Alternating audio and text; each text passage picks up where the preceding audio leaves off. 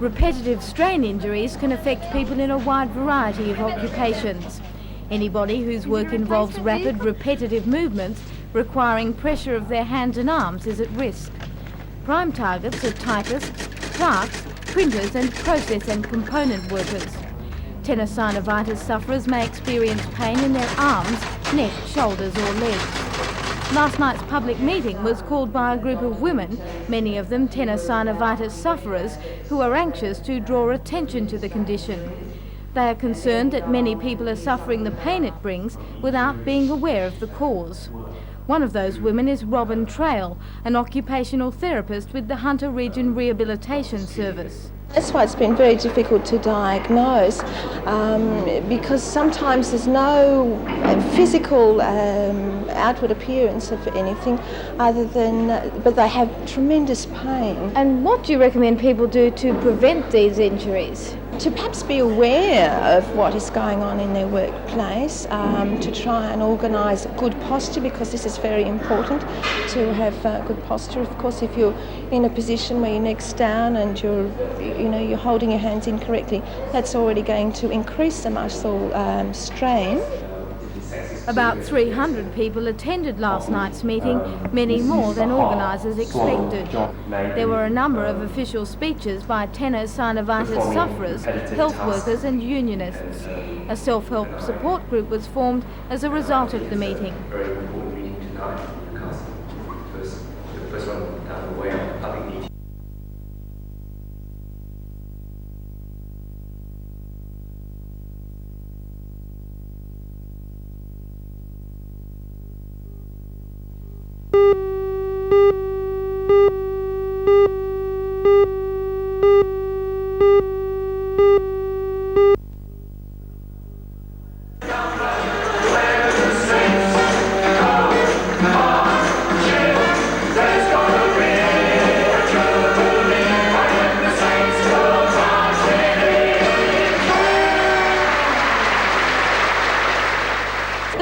Minstrels are in town here at the Civic Theatre for a 5-performance season that ends on Friday, and they're continuing a tradition that started on BBC television back in 1957.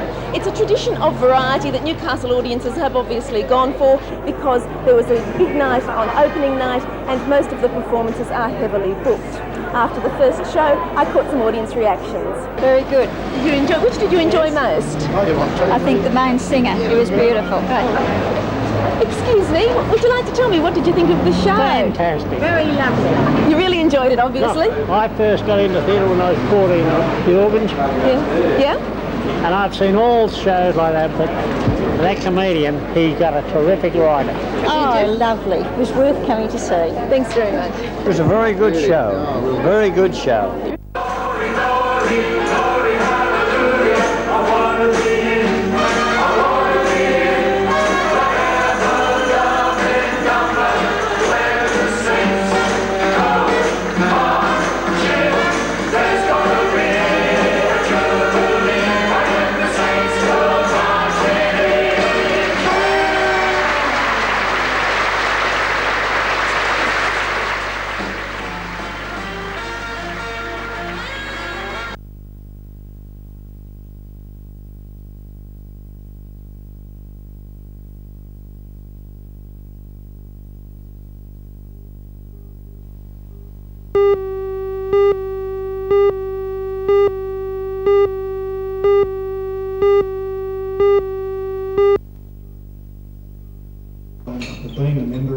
About 70 people attended the dinner held at the Central Charlestown Leagues Club. It was a fundraising gathering aimed at helping the Charlestown Electorate Council clear debts accrued prior to the recent state election. It was an informal and non-political occasion. Guests from all sectors of the community attended, including leading businessmen, educators and health authorities.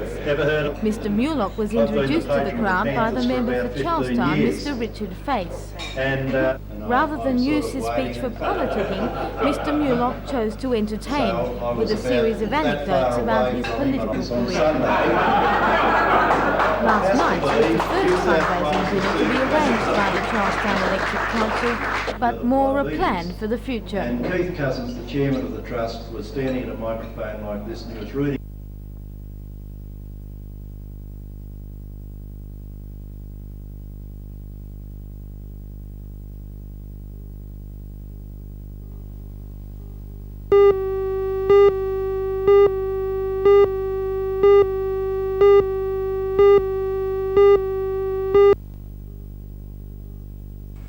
Australia's F-18 Two of Australia's F-18s left the McDonnell Douglas plant in St Louis in pieces at the weekend. They will arrive at the government aircraft factory in Victoria sometime this morning. A condition of the $2,000 million deal was that nearly all of the fighters be assembled in Australia.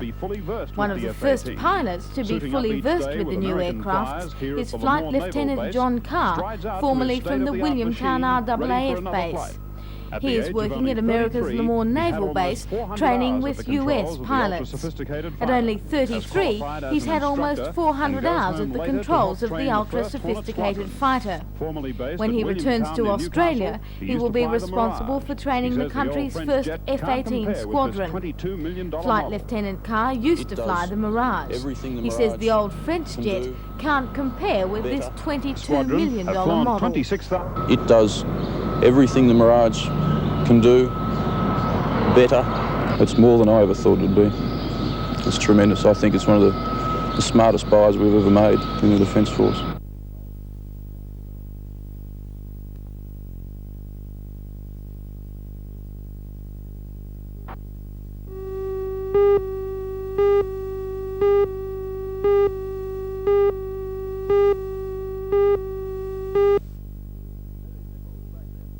Very little progress has been made on the task of raising the wall 24 metres with 4 million cubic metres of fill to more than double the capacity of the dam.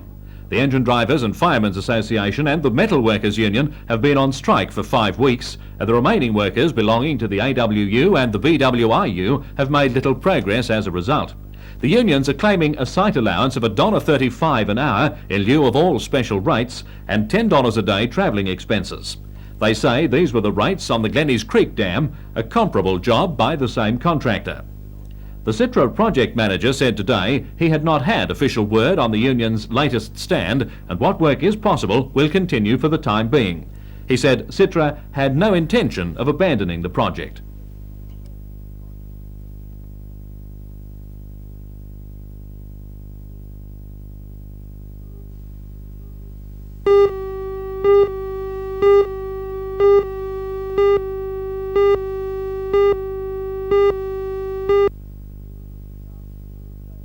Linda Garden's 6-day-a-week training routine involving sprint work near her parents' home at Stockton and jumping at Newcastle Athletics Field is now bringing her into top condition for Los Angeles. Although Linda lives in Sydney these days, she's returned to Newcastle to complete her games preparation with her original coach, Max Debnam. Linda, married and a mother of a 10-month-old daughter, speaks with quiet determination about her Olympic medal chances. I've never been fitter and I've never been stronger. Do you feel you're a real gold medal prospect? It's a difficult sort of question to answer. World record holder Kuzmi is jumping. Romania didn't withdraw with the other Eastern Bloc nations, so I don't know. If I can get up over 7 metres, which I think I'm capable of doing, well then it just depends on the day itself. I mean, I'm in there with a chance, but I couldn't say I'm a definite gold medal prospect, but I think I can win a medal.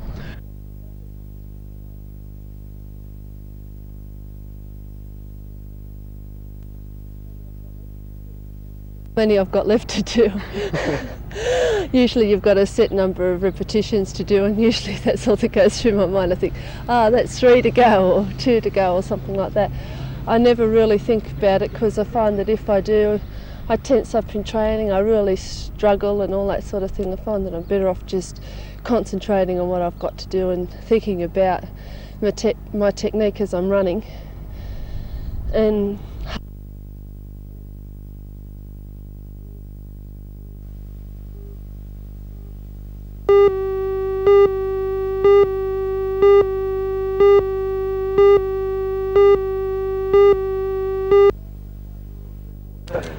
Understandably, Greg Waters High School, St Joseph's at Aberdeen, is proud of his achievement. In a competition which attracted 5,000 young people from all over Australia, Greg took the title of Lions National Youth of the Year. A visit to an international youth convention in Suffolk and a round-the-world trip to Greg's personal prizes. But today he had the pleasure of seeing his school receive a $10,000 NCR computer and a set of encyclopedias. Greg said that being a boy from the bush was no disadvantage in the national competition. Oh no, I never thought that I was disadvantaged from coming from out here. There's no stigma there. Were you confident at all times during the competition? I was fairly confident. Not that I expected to win or anything. It's just that you have to have a fair amount of self-confidence to keep going. But was it a surprise when you were named Youth of the Year? It was very much so. Oh, it was a huge surprise. It's incredible. So what are you going to do now with your own career? Well, I've got the world trip next year that I won in the competition, so I'll have to defer university for a year, but I'm hoping to undertake medical studies at Newcastle University in 1986. It's been said that you've got very good communicating skills. Do you think they're important for a doctor? Oh yes, definitely. Most important thing about doctor is, you know, the relationship they have with their patients and with people.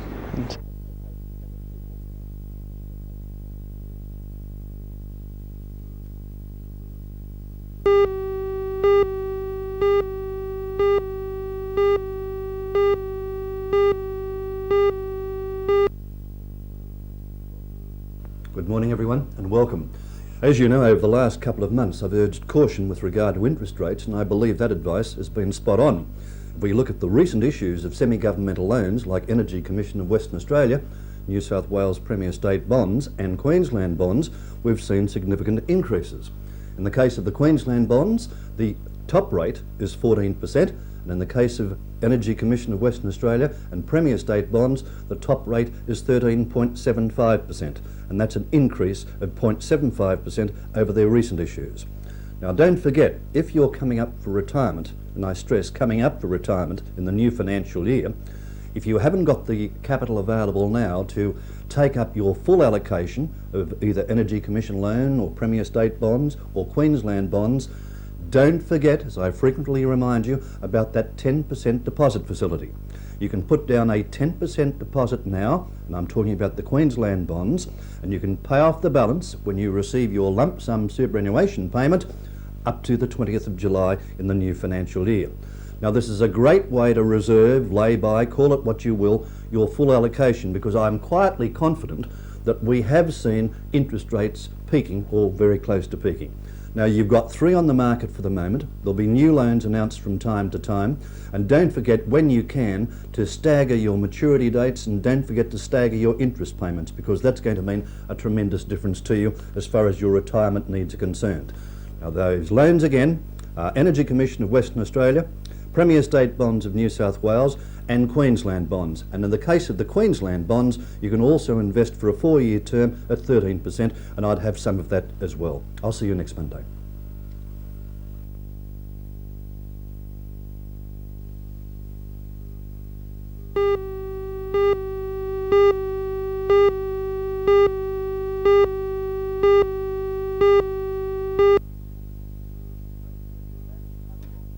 Trade union banners have a long tradition. They're normally reserved for display in annual May Day parades or are waved defiantly during strikes. The showing of Birgit Hansen's banners in the regional gallery is therefore unusual and is one end result of a project by the Workers' Cultural Action Committee. Hansen, who has painted murals at the Civic Playhouse and Fort Scratchley, was commissioned to create the banners for 5 Newcastle unions. She executed them in her distinctive reach out and grab you photograph-like style. To obtain her ideas, Hansen travelled to different factories and workplaces. Sketching, taking photos, and talking to women and men. As a result, the paintings sparkle with honesty and authenticity. The Unemployed People's Union poster reveals what it's like to be without a job. The banners were designed to be used and have been carried in parades. When the exhibition ends on July the 8th, they will be hung in their union's offices.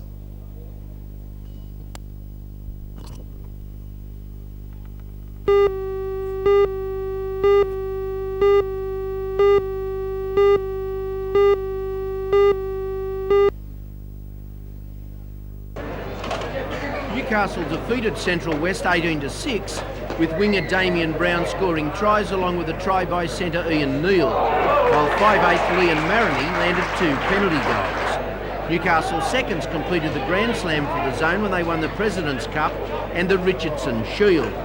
In another Caldwell Cup match, Illawarra, the 1983 holder, scored 5 tries and 4 conversions in the last 20 minutes to swamp New England 32 points to 6. Newcastle Seconds won their President's Cup clash against Central Coast 21 points to 7, with Hunter Valley accounting for Riverina 30 to 6 in the remaining game.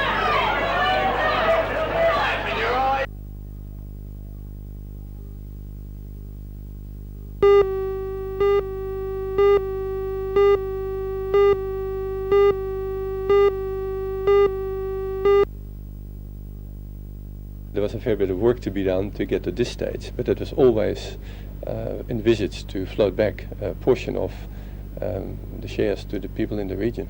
So it appears that people in the region will be given preference when it comes to purchasing shares? Yes, that's correct. We will give preference to people of the region and Newcastle and the existing shareholders of the Baker Corporation. Well, when will those shares become available? They will be available in September, October.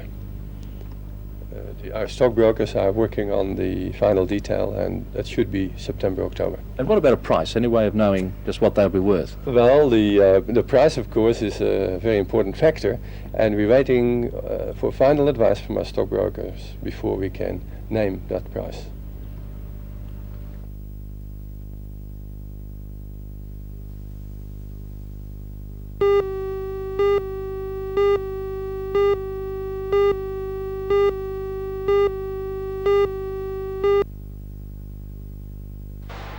The Hunter's metal industries are being pinched from both ends. At the heavy end, there are no new major projects to take up the slack left by the completion of Araring Power Station, the Kooragang coal loader and the Tomago smelter. At the lighter manufacturing end, the industry is still struggling to lift itself to a position from which it can compete with imports by exporting. And meanwhile, jobs keep disappearing. So serious is the problem that for the first time in Newcastle, unions and management, in the spirit of consensus, have joined forces to organise a forum which will examine the future of their industry and look for some solutions to its problems. We want to make sure that the people and the parliamentarians, those type of people, really know the problems that our industry is facing. We're facing very severe problems. They appear to be getting worse. We believe that the remainder of 84 and into 85, that the industry is facing tremendous problems, and that we want to make this seminar we're having is to make people aware and to make the politicians and those people in government that are making decisions aware of the problems we're facing. Do you think that bringing management and unions together will have a lot of impact? Because it's not them and us anymore. Obviously you're both saying the same thing. Yes, well, we're cooperating because the unions are very concerned on the downturn of the metal industry, manufacturing industry. And you think that by joining together you can find answers? Well, we have to do everything possible to try and find a solution to get over this problem, at least to reduce the possible unemployment that will come if something's not done in the next year or two in the metal manufacturing industry.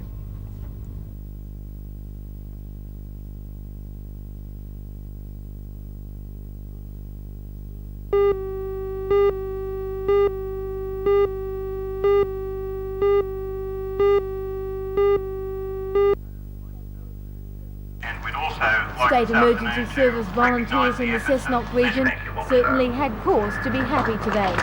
As well as witnessing the opening of their long-awaited modern base, they received a number of donations in the form of both money and equipment. Mr. Ron Field from the Joint Coal Board presented them with $1,000 to pay for refrigeration equipment for the new kitchen. 2 self-contained breathing units, valued at more than $2,000, were donated by Cessnock Police.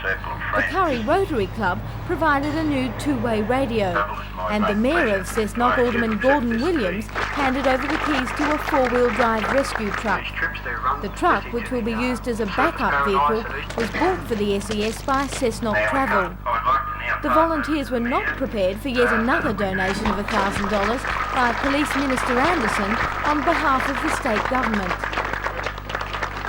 Mr. Anderson then unveiled the plaque and declared the new building officially open.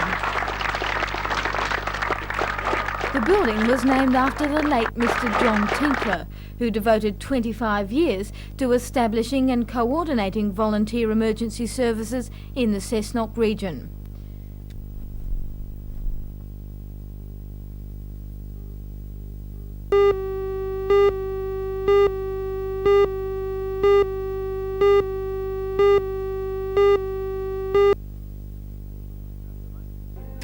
After a luncheon in the Lord Mayor's suite, Mr. Tanaka and his wife inspected one of Newcastle's tangible links with Japan, the Sedano collection of Japanese ceramics at the Newcastle Art Gallery.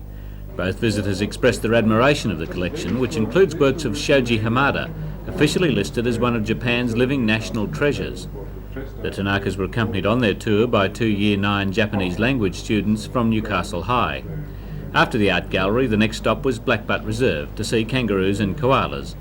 Tomorrow, the Consul General will visit Tomago Aluminium before attending the official opening of the Kooragang coal loader.